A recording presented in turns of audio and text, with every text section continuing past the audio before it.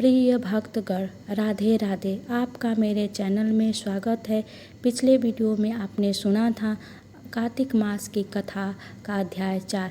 आज हम सुनाएंगे कार्तिक मास की कथा अध्याय 5। आइए हम सुन। राज पृथु बोले, हे नारद जी, आपने कार्तिक मास में स्नान का फल कहा। अब अन्य मासों में विधि पूर्वक स्नान करने की विधि, नियम और उद्यापन की विधि भी बतलाइए। देव ऋषि नारद ने कहा, हे राजन, आप भगवान विष्णु के अंश हैं, उत्पन्न हुए हैं, अतः यह बात आपको ज्ञात ही है। फिर भी आपको यथाचित विधान बतलाता हूँ। आश्विन मास में शुक्ल पक्ष की एकादशी से कार्तिक के व्रत करने चाहिए। ब्रह्म मुहूर्त में उठकर जल का पात्र लेकर गांव से बाहर पूर्व अथवा उत्तर दिशा में जाना चाहिए। उसके बाद जो मनुष्य मुख शुद्धि नहीं करता, उसे किसी भी मंत्र का फल प्राप्त नहीं होता है। अतः दांत और जीभ को पूर्ण रूप से शुद्ध करना चाहिए। यदि निम्नलिखित मंत्र का उच्चारण करते हुए दातून तोड़नी चाहिए। हे वनस्पते, आप मुझे आयु, कीर्ति, तेज, प्रज्ञा, पशु संपत्ति, महाज्ञान, बुद्धि और विद्या प्रदान करो। इस प्रकार उच्चारण करके वृक्ष से बाहर अंगुल की दातून ले। दूध वाले वृक्षों से दातून नहीं लेनी चाहिए। इसी प्रकार कपास, कांटेदार वृक्ष तथा जले हुए वृक्ष से भी दातून लेना मना है।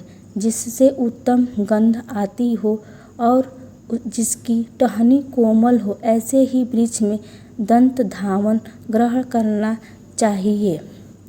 प्रतिपदा, अमावस्या, नवमी, छठवीं, रवि को चंद्र तथा सूर्य ग्रहण में दातून नहीं करनी चाहिए। तत्पश्चात भली भांति स्नान करके फूल माला, चंदन और पावन आदि पूजा की सामग्री लेकर प्रचलित व भक्तिपूर्वक शिवालय में जाकर सभी देवता देवी को अर्घ्य देकर आचमनीय आदि वस्तुओं से पृथक पृथक पूजा करके प्रार्थना एवं प्रणाम करना चाहिए। फिर भक्तों के स्वर में स्वर मिलाकर श्री हरि का कीर्तन करना चाहिए। मंदिर में जो गायक भगवान श्री हरि का कीर्तन करने आए, वो उनका माला, चंदन, तांबूल आदि से पूजन करना चाहिए। क्योंकि देवालयों में भगवान विष्णु को अपनी तपस्या, योग और दान द्वारा प्रसन्न करते थे, परंतु कलयुग में भगवत गुणवान को ही भगवान श्री हरि को प्रसन्न करने का एकमात्र साधन माना गया है। नारद जी राजा पृथु से बोले, हे राजन, एक बार मैंने भगवान से पूछा कि हे प्रभु, आप सबसे अधिक कहाँ निवास करते हैं।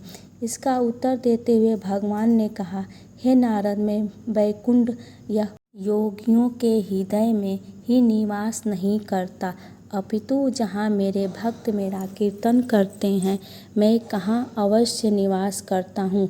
जो मनुष्य चंदन माला आदि से मेरे भक्तों का पूजन करते हैं, उनमें से मेरी ऐसी प्रीति होती है जैसी कि मेरे पूजन से भी नहीं हो सकती। नारद जी ने कहा, शीर्ष, धतूरा, गिरजा, चमेली, केसर, कंदार और कटहल के फूलों और चावल से भगवान विष्णु की पूजा नहीं करनी चाहिए। अड़हल, कंद, गिरीश, चूही, मालती और केवड़ा के पुष्पों से भगवान शंकर की पूजा नहीं करनी चाहिए। जिन देवताओं की पूजा में जो फूल निर्दिष्ट है, उन्हें से उनका पूजन करना चाहिए। पूजन समाप्ति के बाद भगवान से क्षमा प्रार्थना करनी चाहिए। यथा हे सूर्येश्वर, हे देव, न मैं मंत्र जानता हूँ, न ही क्रिया में भक्ति से ही भी हीन हूँ। मैंने जो कुछ भी आपकी पूजा की उसे पूरा करें। ऐसा प्रार्थना करने से पश्चात साष्टांग प्रणाम करके भगवत कीर्तन करना चाहिए। श्री हरि की कथा सुननी चाहिए और प्रसाद ग्रहण करना चाहिए। जो मनुष्य उपर्युक्त विधि के अनुसार कार्तिक व्रत का अनुष्ठान करते हैं, वह जगत के सभी दुखों को भोगते हुए अंत में मुक्ति को प्राप्त करते हैं। प्रिय भक्तगण, ये तो कार्तिक मास की कथा का अध्याय 5 समाप्त हुआ। राधे राधे।